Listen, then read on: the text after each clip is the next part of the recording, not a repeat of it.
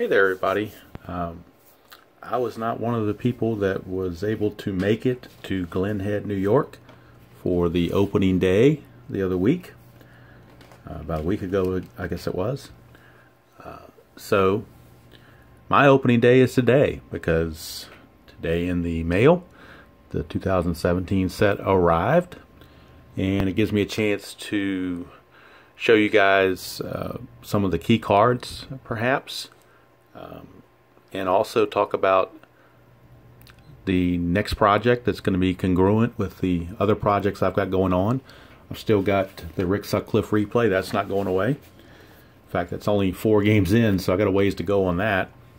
And I've also got Play Madness, which is the History Maker Baseball Greatest Teams Tournament.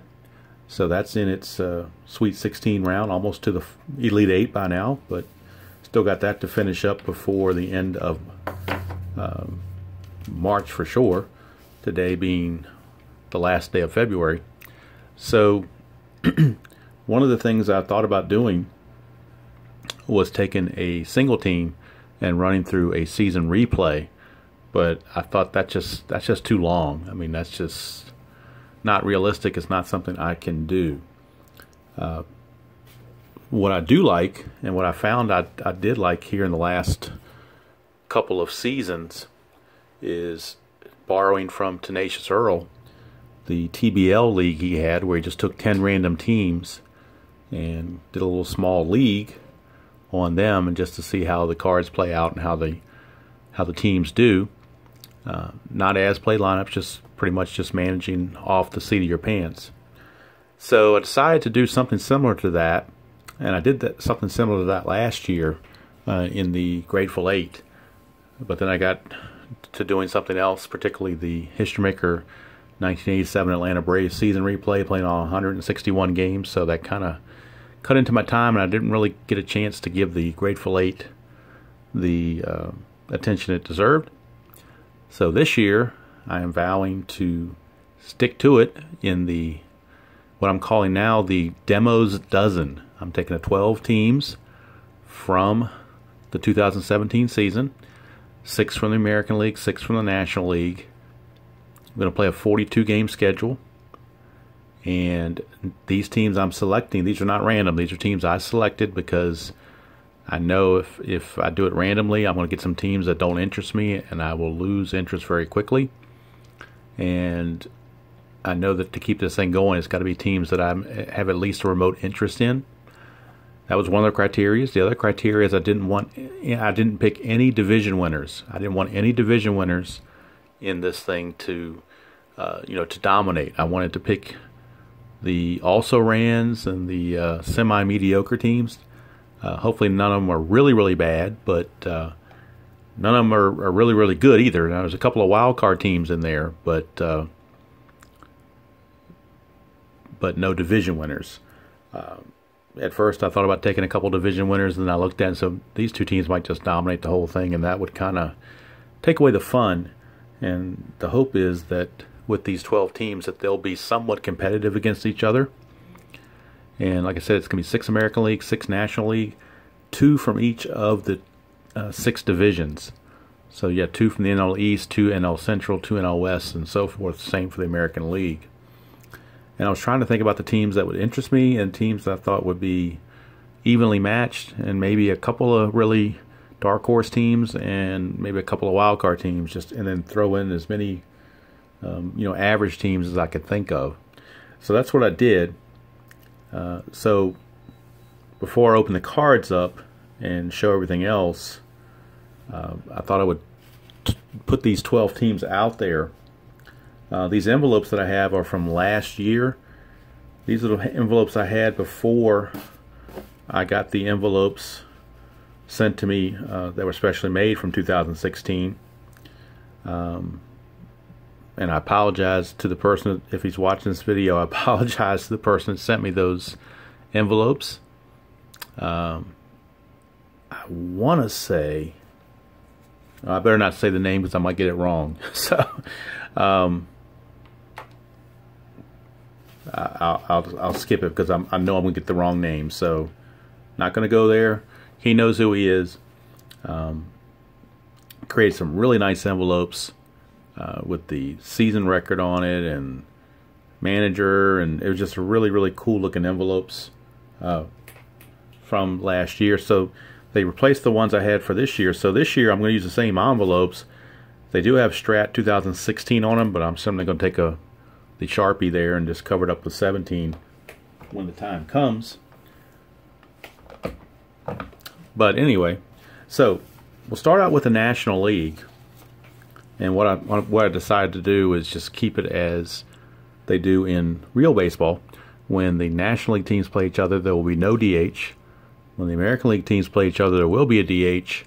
When there's interleague, the home team will determine whether there's going to be a DH or not. So we'll go and get going here with the National League team, the National League West. That's where I'm going to start. And this is an up-and-coming team, and they're probably going to be more fun to play after the 18 season than they were after the 17 season. But it's still a team that I was a fan of growing up, and just kind of kept that with me. So even though they've been down years the last couple of years, I still kind of keep my like a little side view of them just to keep track of how they're doing and how they're coming along. So the first team in the Demos Dozen is going to be the San Diego Padres. Like I say, I've got Strat 2016 on there, but obviously I will correct that. So San Diego Padres are the first team in the little league, in the Demo Dozen. Not quite the Dirty Dozen, but they're the Demo Dozen. And the next team from the NL West is going to be the Colorado Rockies. So very interested, because Colorado had such an interesting team last year, I thought. Had a great bullpen and some decent starting pitching, so I thought they did pretty well for themselves. And we'll see how they turn out. Now we move to the NL Central, and the number 3 team in the Demos Dozen will be the St. Louis Cardinals. They kind of had a 500 record, I think it was, or close to it. They were perennial playoff teams, but this past year they didn't quite get it done. I think they had some bullpen issues, so we'll see how they manage to get it done. It's kind of limited on what I could do for the NL Central, because I didn't want to use the Cubs because they won the division, and I was afraid to use either Cincinnati or Pittsburgh because they were so bad. So although I did think about using Pittsburgh, they were my other choice, but didn't quite go there. So St. Louis was team 3, and the team that really intrigued me from the NL Central is the Milwaukee Brewers. They had a really interesting year, almost made the playoffs, and their manager did a really, really good job, Craig Counsell. And they had some dynamite players on that team, and I think they were a fun team to watch. I'm sure Bob Uecker had fun calling their games this year. So that's team 4. Now we move to the American League East, and we're going to go to the team with the new stadium. I believe it was called SunTrust Stadium. It's the Atlanta Braves. So the Atlanta Braves, and they've got some young guys on their team, so that could be interesting. Again, probably more interesting in the year coming up than this year, but hey, you got Freddie Freeman, so anytime you got Freddie Freeman, that's a good deal. And that's the other team from the NL East, of course, is going to be interesting, is the Miami Marlins before the breakdown. Might be really interesting to play them next year. It's almost like a AAA team. But, of course, they've got a really good team in 2017 with Stanton and Ozuna and Yelich, along with D. Gordon and some others, Real Muto and Justin Bour, so forth. So that's going to be the National League. So these are your 6 National League teams from or taking part in the Demo Dozen. So I'll put these up here. And these are the teams, the 6 National League teams that will participate in the Demo Dozen. Now we move on to the American League. And we're going to start with the American League West. Since I started with the National League West, might as well start with the American League West. And this team is definitely another team that goes with the youngsters and has some young, exciting players. They're just maybe a few pieces away from being competitive, but still can put a quality opponent out there every night, pretty much. and that is the Oakland A's. So the Oakland A's will be the first team from the American League in the demo dozens. And Team 2 is going to be a team I don't get to play very often, at least not in Strat. I've played them on some other games, but not in Strat as far as doing any kind of a season. And those are the Texas Rangers. So again, I did not want to use Houston because they won the division. And then it was between Anaheim, Seattle, and Texas. And when I did the Grateful Eight, I'd use Seattle and Anaheim. So I wanted to go with the two teams I didn't use in the Grateful Eight from the American League West, and that's Oakland and Texas. All right, we'll go to the American League Central. And we're going to go to a wild card team that surprised some people. They unloaded some talent and still ended up going to the playoffs, and that is the Minnesota Twins, led by Paul Molitor. I believe he was Manager of the Year.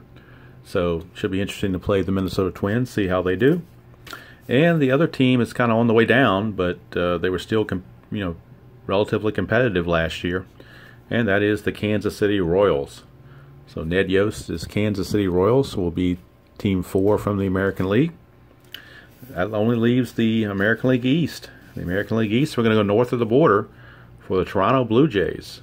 I think they had a really interesting year. Marcus Stroman pitching, Josh Donaldson at third. They had some bullpen issues, I believe, and just some people that had some off years. But they were still competitive, and right around that 500 mark, maybe a little bit under, but not too bad. And that's Team 5. And the final team is going to be the Baltimore Orioles. Buck Showalter's Baltimore Orioles. All kinds of hitting, no pitching. So this could, well, they had a good bullpen, but no starters that were any good. So when Wade Miley and Ubaldo Jimenez get to pitch, it could be some fireworks. So there are the 6 American League teams. Don't know how well they're showing up here when they're laying flat. But these are, let's put these around in the right order here. So those are the teams. So I can back this up just a tad. There we go. So those are the 12 teams that are going to be in the Demo Dozen League. And like I said, it's going to be 42 games, and that's figured out by the American League teams are going to play the other 5 teams 6 times, 3 home, 3 on the road. So that makes 30 games. And then they're playing 2 games, 1 home, 1 on the road against the other 6 teams in the other league. That makes 12 games. 12 plus the 30 makes the 42. And that's what we're going to have. Probably won't do a whole lot of videos on this. It's probably more of a project I'm going to do offline for myself. But what I may do is do like a game of the week, or maybe a couple of games of the week, something like that. Probably will do a video on each of the first games just so you can see the teams. But then once it gets going, probably reduce it down to like a game of the week kind of thing. This will be super advanced with all the bells and whistles, with the exception I'm not going to do the blocking of the plate or robbing home runs, but pretty much everything else is going to be there. I'm going to use the weather effects, not just the ballpark effects, but the weather effects. Going to do injuries and use everything else pretty much that's in super advanced as far as base stealing, defense, and that sort of thing. So got to certainly sharpen my skills there, because on the Sutcliffe's replay I'm doing just advanced, so I got to make sure I'm up to snuff on super advanced. I know strat-o-matic Delaware has done quite a few tutorials, so I'm kind of skimming through those just to make sure I didn't miss anything and just kind of refresh my memory on it. So I do appreciate his videos. If you haven't seen those yet, check him out, strat-o-matic Delaware. Great videos on the super advanced. Everything from fielding to stealing to bunting to hit and run. You name it, it's on there. He's covered it. And he's definitely one of the advocates of strat-o-matic. Hence the name strat-o-matic Delaware. Alright, so I'm going to pause the video and then pick it back up with the presentation of a few of the cards and what I think maybe some of the key players might be. And I'll pause the video and come right back.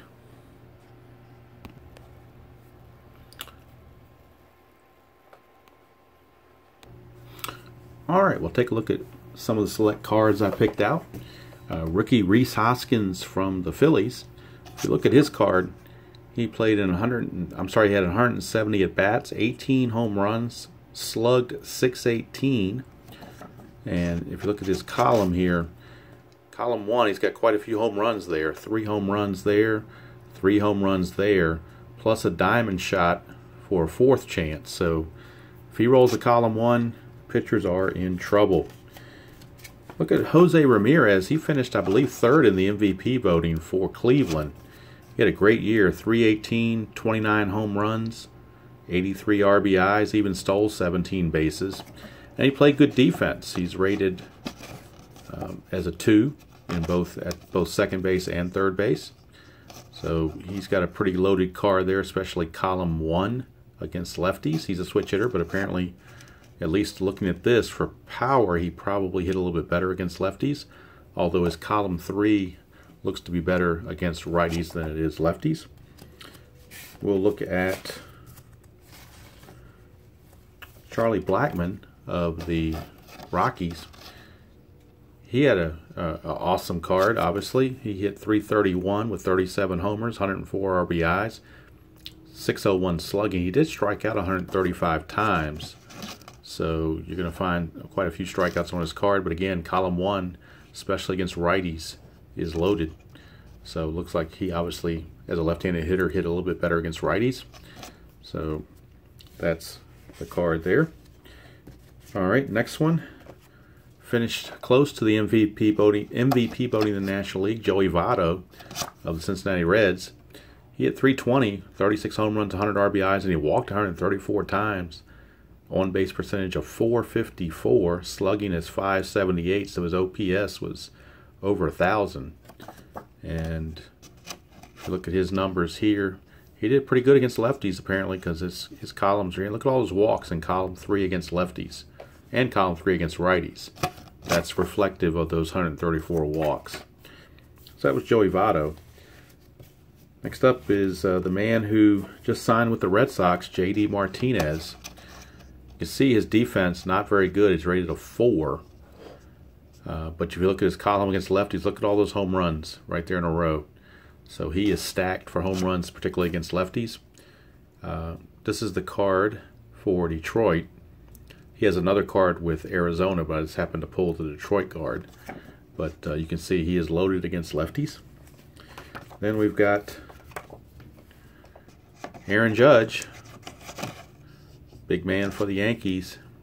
He's rated as a 2 defender, so not bad, and a -3 arm. So it's obviously had a pretty good arm there. Look at all those walks in column 1 against lefties. And then his column 1 against righties is where his power really comes into play. See here on the season, he had 52 home runs, 114 RBIs. He walked 127 times, but he struck out 208. So obviously his card is beefed up with some strikeouts mixed in there. All right, now we're up to the 2 MVPs. First one from the National League, Giancarlo Stanton. He's a 2 -3. You see the home runs, particularly in column 3, are loaded against lefties and against righties for that matter. He's got 3 homers plus a split homer plus a diamond shot. And over here he's got 2 diamond shots, actually 3 diamond shots. Yeah, he's got 3 diamond shots here. I just noticed that on the 6. So he's loaded, obviously. 59 home runs, 132 RBIs. And struck out 163, walked 85, hit 281. All right, then you got the American League MVP, Jose Altuve. He's a 2. And we look at his numbers statistic-wise, 346, 24 home runs, 81 RBIs, on-base percentage of .410. So his OPS is 957, if I'm counting that right. Stole 32 bases as well, so as a runner, he can, if he gets the jump, look at that 19 there. So pretty good all the way around, especially column 3, loaded with singles. Column 1 against lefties is loaded on, well, column 1 on both is loaded. Well, the whole thing's loaded except for column 2. That's the only chance you got to get him out is using column 2. All right, let's look at some pitchers. And a guy who had a really great year for Cleveland's Andrew Miller. Look at that. Look at all the strikeouts on that card. He gives up 1 hit. There's 1 spot for a hit off his own card, and that's a split chance. He'll give up some walks, but everything else It's pretty much strikeout city. It's because he had a 1.44 ERA, 63 innings pitched, only 31 hits allowed, 21 walks, and 95 strikeouts. So obviously he's loaded. Then we go on to another relief pitcher. This one from the Milwaukee Brewers, Corey Knebel. And he kind of came in his own this year, and look at all the strikeouts on his card. If you look at his stats, 1.78 ERA, 39 saves, 76 innings pitched, only 48 hits, and 126 strikeouts. So that's why he's loaded with strikeouts. The last relief pitcher, Craig Kimbrell of the Red Sox. And again, look at his strikeouts, particularly against right-handers. He dominated righties in the worst way here. Only thing you can get on him is a walk. A righty would have to roll a 4-3 to get on base. Anything else, the righties are going to be out. He does have a partial ballpark diamond shot here in column 5, but pretty much he's pretty much, if you're off his card, you're pretty much out of luck. 5-0 as a relief pitcher, 1.43 with 35 saves, 69 innings pitched, only 33 hits allowed, and 126 strikeouts. Look at that walk to strikeout ratio. That is amazing. He did give up 6 home runs, so if you make contact off of him, that was your best chance probably. So, all right, his teammate Chris Sale, he had a monster year in 2017. 17-8, 2.90 ERA, 214 innings pitched, only 165 hits allowed, struck out 308. So he might be the first person to strike out 300 or more in quite some time. I'll have to look that up. But you don't usually see 300 strikeouts, but obviously his card is loaded with strikeouts. And he did pitch 214 innings. That's beginning to be a rarity as well with this, because a lot of pitchers aren't, very few pitch over 200 innings anymore, and he certainly did that. And the last pitcher is the Cy Young of the National League, Max Scherzer. And you can see against righties particular, he is loaded there. He does give up a little bit of trouble here in the column 5 against lefties. His numbers on the season, 16-6, 2.51 ERA, 200 innings pitched, 201, only allowed 126, and he struck out 268 while walking only 55. So again, some of those cards are obviously loaded. This stack here are the additional players, so I haven't broken them out yet. I will break them out later. Primarily, these are pitcher hitting cards for National League pitchers, and then also some traded players and some late season call-ups. Then, of course, strat-o-matic set would not be complete without the official strat-o-matic rubber bands. Can't have a strat-o-matic season without strat-o-matic rubber bands. You get the season roster sheets, tell you who's on what, who's carded and who's not. So if you're looking to see if you're wondering if a guy is carded or not, you can look on here and find out. For the starting pitchers, they have these numbers. Actually, for all the pitchers, they have these numbers after their name, and that's their injury rating. So when I'm playing injuries, this is going to be something I'm going to go by, because the different number on their name beside their name is going to mean different roles will come up that could cause injuries. So we got the injury possibilities there. We've got the ballpark effects, 2017 ballpark effects for both the American and National League, but I'm not going to be using those because I'm going to be using the weather effects, which is basically the same thing, except we're going to roll a D20 and determine whether we have good, average, or bad weather for a particular game, and also the time of the year, and see if that alters what would normally be on here. So that's it from here. It's 24 minutes long. I don't want to go any longer than that. But so we will be having the demo dozen. Of course, I've got a lot of perforating to do and separating, and I want to get the players into 25-man rosters, and so that way they're all set. But before I even get that started, I do want to play one game, or an opening day game for the entire league, just so I get a chance to use all the team's cards. So I will be doing that offline, just to do it. I might do one video online of one of the opening day games, just for the heck of it. But primarily I'm going to do it offline, just to get familiar with the cards and get a chance to use every single team. So let's go do it from here. I'm going to go ahead and cut this off and start perforating and separating and getting everything lined up for the demo dozen. And then at the same time, of course, not forgetting the Sutcliffe replay or the Play Madness. So my plate's full. It'll keep me busy for all of March and going forward. So, but this is the time of year that as baseball fans we love. The 18 season is in full force of spring training, and a lot of free agents haven't signed yet, so we're still following that. And of course, the new cards for 17 are out, so it gives us a fresh outlook to replay those in any way we choose, whether it be a season replay with one team, or taking a set of teams like I'm doing, or however you want to do it. It's your game. You can do it as you wish. You can play super advanced, or basic. That's one of the beauties of strat-o-matic, is it's a three-way possibility. Your choice, however you want to do it. It can be as advanced as you want or as simple as you want. It's all up to you. So let's go do it from here. Hope everybody who ordered a strat-o-matic set has got their set and is enjoying playing that. I know, like I said, check out strat-o-matic Delaware. I know he's done a few videos with the new set, and I know I've tinkered around with some other games and played some other games, but in my heart of hearts, I'm still strat-o-matic is still my #1 game. It's my go-to game. It's the one I've got more seasons of anything else. It's the first board game I really got into playing, and I do like History Maker Baseball quite a bit as well.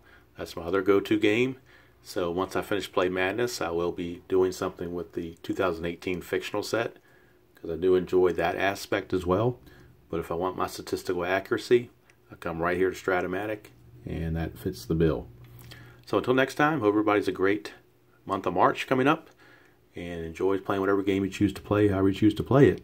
And I will see you all down the road.